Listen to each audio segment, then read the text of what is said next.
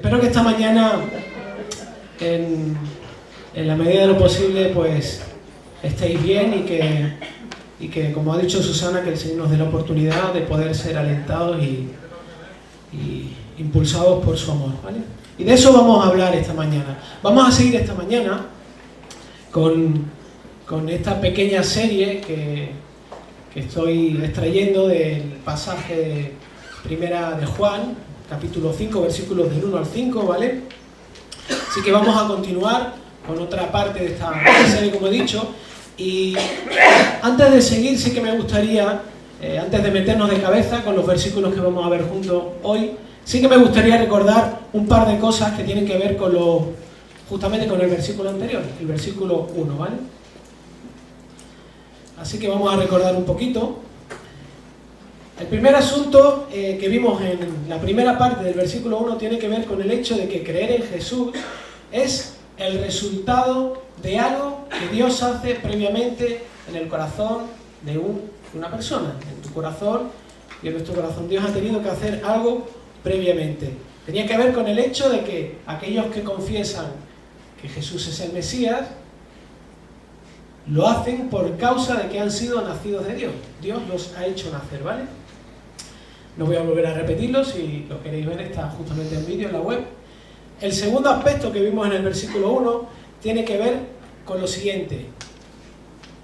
Si somos cristianos y amamos a Dios, entonces también tenemos que amar a los demás, amar a nuestros hermanos, como dice aquí Juan en este texto.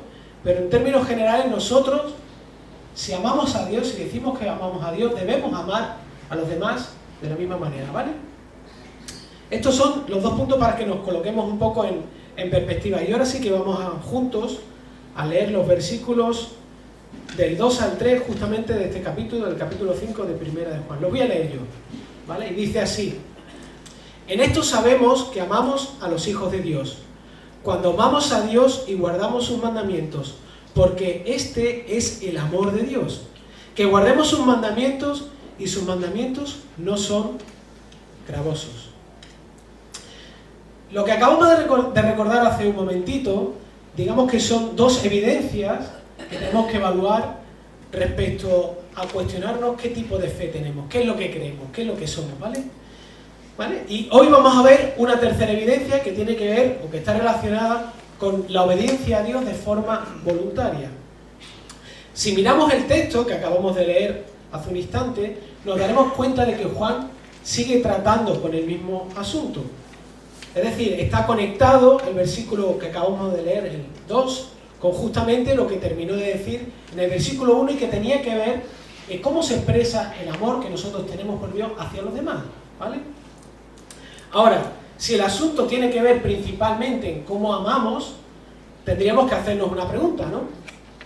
Al menos tendríamos que hacernos la pregunta de ¿cómo puedo saber que estoy amando de verdad a otras personas? Porque realmente eso es lo que Juan está tratando aquí en estos versículos.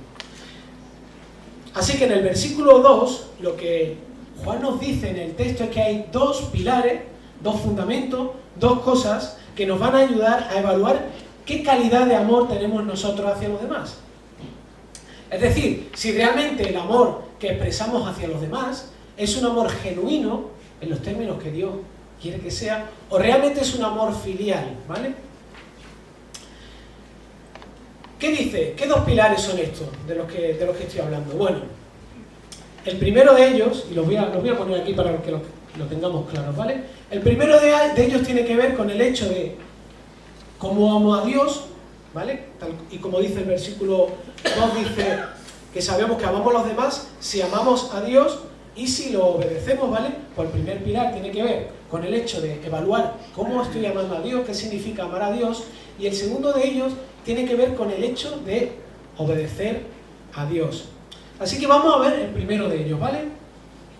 Que es justamente el que tiene que ver con nuestro amor respecto a Dios. Y la gran pregunta que deberíamos hacernos sería: ¿cómo podemos definir de una forma sencilla lo que significa amar a Dios? ¿Cómo entendemos nosotros, o cómo comprendemos a través de la Biblia, cuál es el significado de amar a Dios? ¿Vale? Porque podemos tener mucha idea de lo que significa amar a Dios, ¿no? Yo sé que esta pregunta es complicada de responder, o sea, no es una cosa tan sencilla de sintetizar. Hay muchos aspectos con respecto a este asunto, ¿vale? Pero la cuestión es buscar una respuesta corta a esta pregunta, de manera que nos dé una línea, ¿no? Y que nos ayude. Yo voy a tratar de ser simple, sabéis que no es mi especialidad muchas veces, pero bueno, espero que Dios me siga dando gracias para ser simple. Y seguramente vosotros tendréis vuestra propia definición, pero yo voy a poner una definición que entiendo, desde mi enfoque y desde lo que entiendo de la Biblia, que expresa de una forma clara lo que significa para nosotros, debería significar amar a Dios.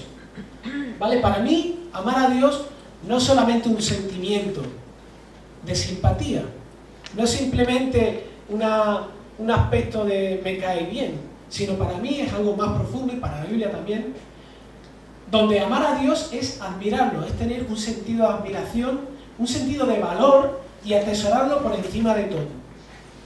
Es decir, es tener a Dios como el máximo valor en mi vida. Obviamente es una definición sencilla, pero tiene un montón de implicaciones y de aplicaciones en muchas circunstancias de nuestra vida, ¿vale? De hecho, esto sintetiza de una forma cortita lo mismo que Jesús le contesta a un fariseo cuando le pregunta cuál es el mandamiento más importante, ¿vale? Jesús utiliza palabras que están escritas en el Antiguo Testamento y le dice lo siguiente. Le dice, amarás al Señor tu Dios con todo tu corazón y con toda tu alma y con toda tu mente, ¿vale? Jesús lo que está diciendo es que amar a Dios significa justamente colocarlo en el sitio supremo de nuestra vida, en el lugar más alto, por encima de todas las cosas, ¿vale?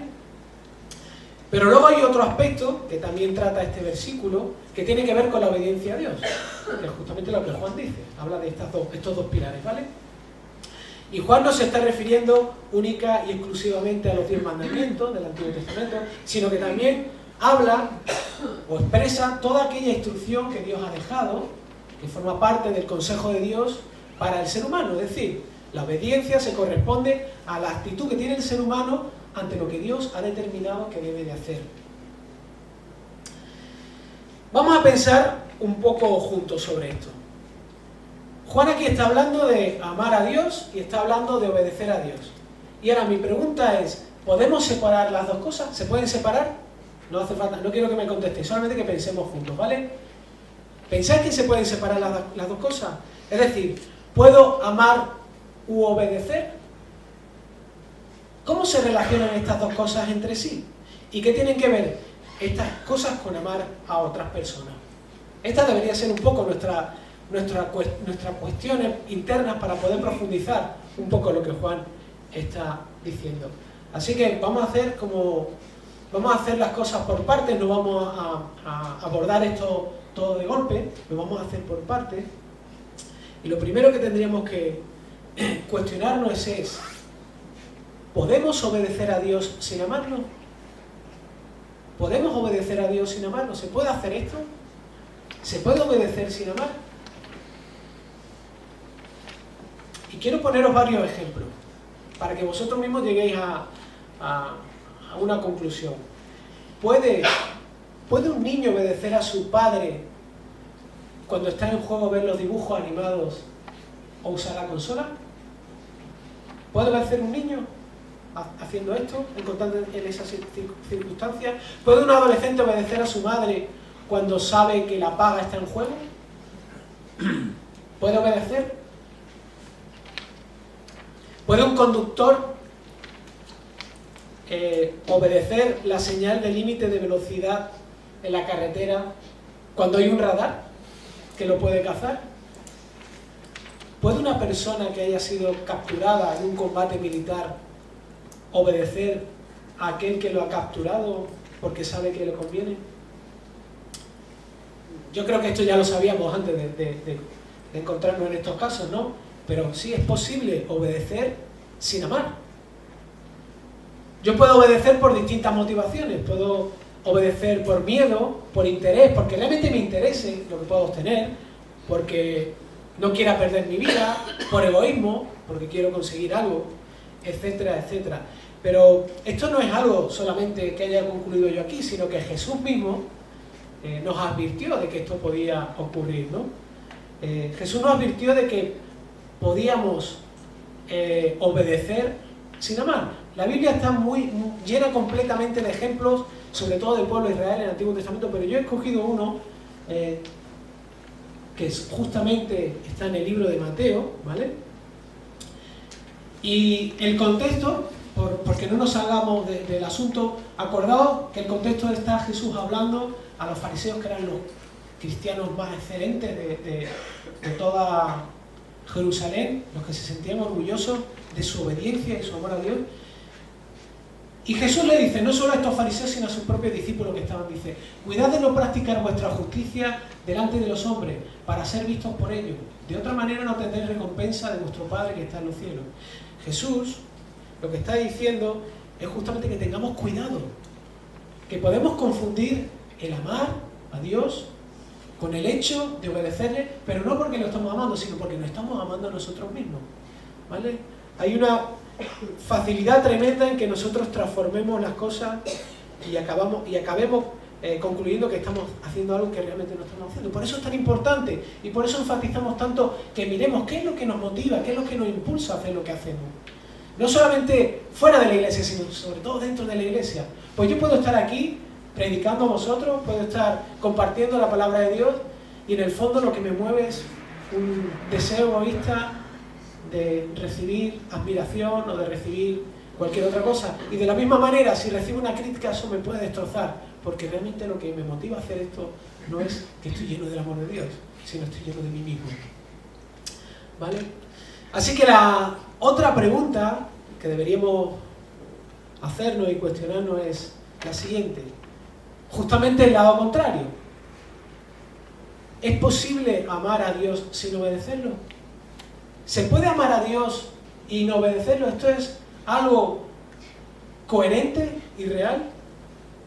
Y quiero ponerte otra pequeña ilustración, ¿vale? Quiero que ahora hagamos un ejercicio donde todos pensemos en algo que valoremos mucho. Algo que disfruten mucho. A lo mejor ahora lo que más valora y más disfruta sería estar en el Caribe, en una playa, sentado en una tumbona, medio dormido, con una piña colada. O a lo mejor lo que tú disfrutas mucho sería tener una economía, una buena economía, una cuenta bancaria que te diese tranquilidad. Yo qué sé, la mujer de tu vida o el hombre de tu vida, la consola, el juguete, vete a saber, trabajo, da igual, ¿no? Piensa en aquello que realmente desees mucho, ¿no? Ahora imagínate que alguien te llama por teléfono, te llama a tu teléfono móvil y se escucha una voz de una persona que te dice, mira, quiero decirte algo, lo que tú quieres, lo que tú deseas con intensidad, lo vas a conseguir. Solamente tienes que hacer estas cosas. Y te da una serie de instrucciones. Mi pregunta es, ¿cuánto crees que te va a costar obedecer eso? ¿Cuánto tiempo vas a tardar en cuestionarte o en obedecer cada una de esas instrucciones para lograr lo que tú quieres? A ver, con esta ilustración lo que quiero que entendamos todos es que cuando amamos algo de verdad, no nos cuesta obedecerlo. No nos cuesta. No nos cuesta. Así que de forma similar, Juan lo que está haciendo es, no está separando las dos cosas. Juan no separa las dos cosas, sino que está diciendo que ambas deben darse a la vez. Y que si realmente amamos a Dios, entonces el resultado será que de forma voluntaria vamos a querer obedecerlo. Ese va a ser el resultado, va a ser la respuesta natural de nosotros mismos. De hecho, eso es justamente lo que pone en el versículo 3, ¿vale? Es justamente lo que encontramos en el versículo 3 que hemos leído hace un ratito, ¿vale? Dice, porque este es el amor de Dios, que guardemos sus mandamientos y sus mandamientos no son gravosos. ¿Qué es algo gravoso? Bueno, a todos nos suena deuda, ¿no? Pero también implica algo que resulta molesto, algo que es pesado, algo que cuesta trabajo de llevar, de arrastrar, ¿vale? Imagínate que te ponen una escayola en el brazo, en pleno verano, ¿verdad?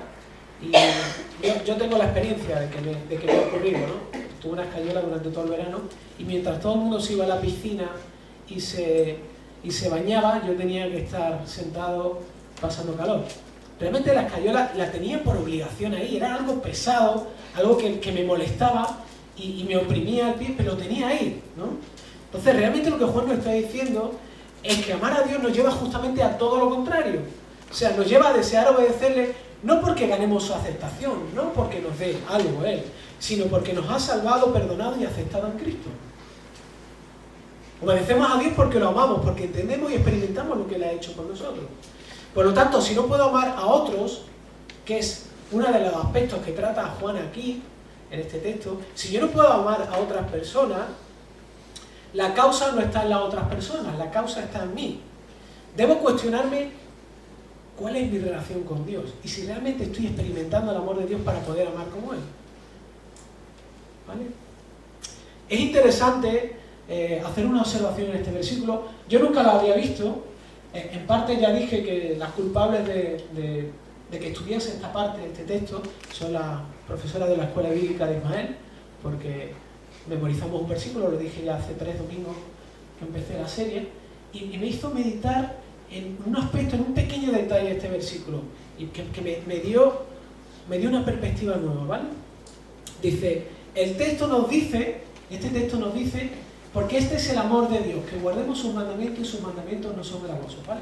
Podemos concluir que amar a Dios es guardar sus mandamientos y sus mandamientos no son gravosos. Sí, es verdad.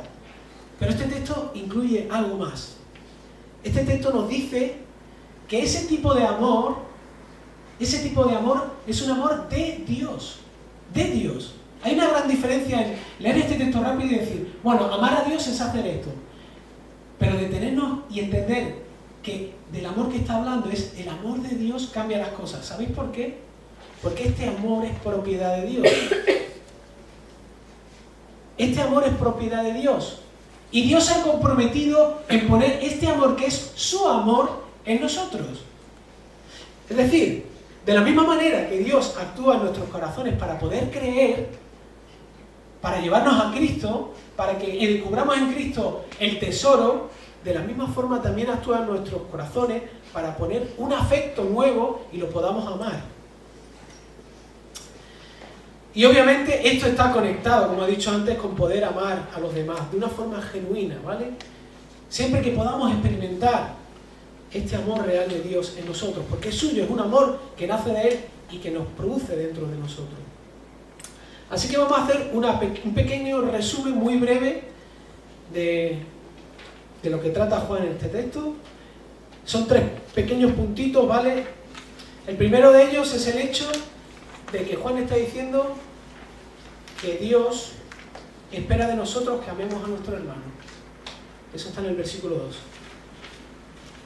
Lo segundo, que amar a otros es el resultado de obedecer a Dios. Y lo tercero, que para obedecer a Dios necesitamos amarlo. Hay una relación entre las 3 cosas, no las podemos separar. Están todas juntas y son consecuencia de la primera de ellas, que es amar a Dios. Ahora, nuestra gran pregunta es la siguiente. Si todo se trata, como decía al principio, de amar a Dios y amar a otros, ¿cómo puedo recibir el poder para amar a Dios y a otros de esta forma? ¿Cómo puedo hacer esto? ¿Vale? Porque yo podría concluir con decir, bueno, tenemos que amar a Dios. Todos tenemos que amar a Dios. Vámonos a casa y amemos a Dios. La cuestión es ¿cómo? ¿Cómo amamos a Dios? Porque, no sé si lo sabéis, pero el amor no es algo que nadie puede forzarme, ya lo hemos dicho, el amor, nadie me puede forzar a amar algo a alguien. El amor es una respuesta ante la admiración, ¿vale? Así que es necesario que busquemos cómo podemos hacer eso. La triste noticia es que nosotros no podemos hacer nada para producir ese amor en nosotros. Me refiero, nosotros no podemos de alguna manera cambiar esos afectos en nuestro corazón. Pero lo que sí podemos hacer es estar expuestos a ese Dios que puede producir ese amor en nosotros. Y Él sí lo puede hacer. Él quiere hacerlo. ¿Cómo? Gracias por preguntar. Estaba dispuesto a deciros cómo hacerlo. ¿Sabéis lo que necesitamos todos? Necesitamos volver a ser impactados con el Evangelio. Necesitamos volver a acercarnos al evento más grande nunca jamás ocurrido en la tierra. Dios hecho hombre. Da igual que sea alguien que lleva muchos años en la iglesia o es la primera vez que escucha esto. Todos necesitamos volver a recordar lo que Dios ha hecho en Cristo. Necesitamos volver a Dios y confesar nuestra incapacidad de poder amar en estos términos. Debemos pedir perdón por buscar constantemente todo tipo de excusas para justificar lo que pensamos, lo que sentimos o lo que hacemos. Y lo más importante de todo, necesitamos reconocer que somos incapaces por nosotros mismos de eliminar el rechazo, indiferencia, cinismo, tristeza o rabia que nos nace en lo más profundo de nuestro corazón cuando vemos a ciertas personas. Sabemos que tenemos que amarnos, sabemos que tenemos que amar, pero hay ciertas personas con las que nos encontramos que sacan de nosotros, o no sacan, se quedan ahí, ese sentido de dolor y de molestia y de esclavitud. Hay algo que quiero compartir con vosotros que tiene que ver con el carácter de Dios. He dicho que la forma de que Dios pueda producir esto en nosotros es encontrando admiración en su persona, sabiendo cómo es Él. Y mientras estudiaba este texto, y ya estamos terminando, pensaba en la persona de Dios, ¿no? Y he escrito algunas líneas que quisiera que leyéramos juntos y que pudiéramos pararnos un momento a pensar en ellas, ¿no?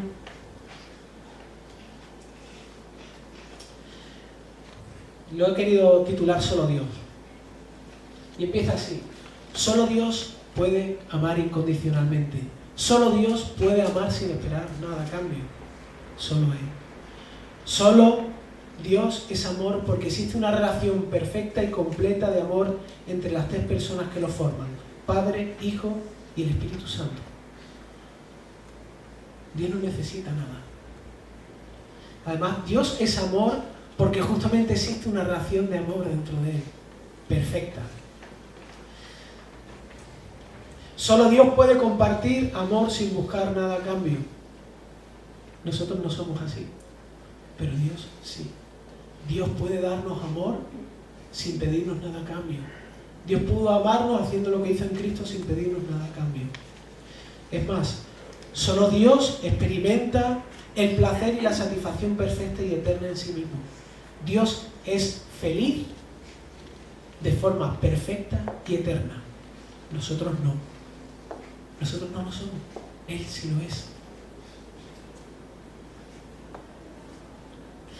Dios no necesita de nadie ni de nada, pero su bondad puede salvarnos de morir condenados a ser ladrones de amor. No sé si lo habéis pensado, ¿no? Dios siendo autónomo y sin necesitar nada de nosotros, sin tener que hacer absolutamente nada con nosotros, no estaba obligado. Nos crea para compartir su amor y su capacidad de disfrute y de felicidad. Dios puede amar libremente, nosotros no, pero Dios quiere que podamos amar libremente. Solo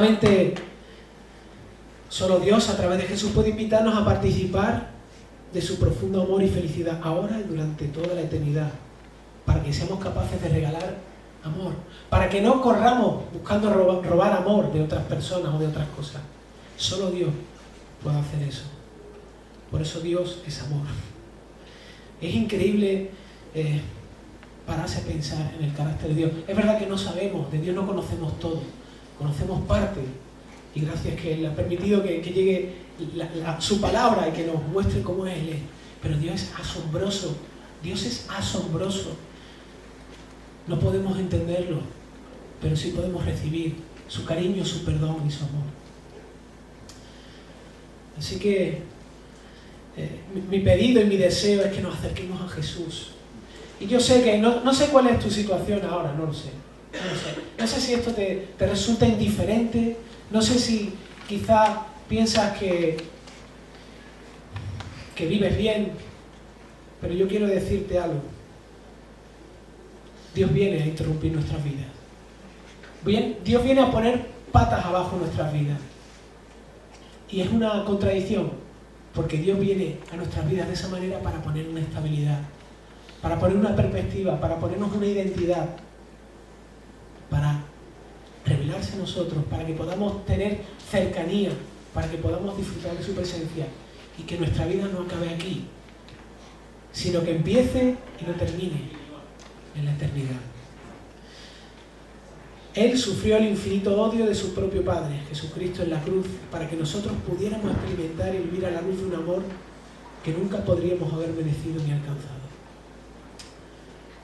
Así que vamos a hablar con el Señor. Señor, te pido que tú nos ayudes a meditar en este aspecto, Señor. Sabemos que tenemos que amar, Señor, pero también sabemos que estamos limitados, Señor, y que constantemente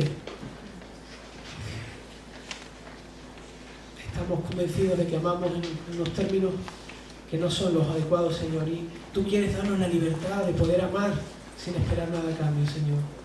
La libertad y el deseo de ti mismo, antes de incluso crearnos, de hacernos partícipes de un carácter perfecto y de tu compañía. Y Señor, realmente queremos vivir como manifestaciones vivas de tu gracia y de tu amor, Señor. Nosotros no podemos en nuestras propias fuerzas, pero Cristo sí pudo, Señor. Y en base a lo que Él hizo, nosotros, a través de la fe, confiando en lo que Él hizo, que Él cumplió lo que nosotros no pudimos cumplir, no solamente recibimos perdón, sino libertad, Señor, para poderte escoger, para poderte desear, Señor, y para ser cambiados y parecernos más a lo que tú querías que fuésemos, Señor. Así que muchas gracias por tu paciencia, Señor, y te agradezco todo esto en el nombre de Jesús. Amén. Amén. Amén.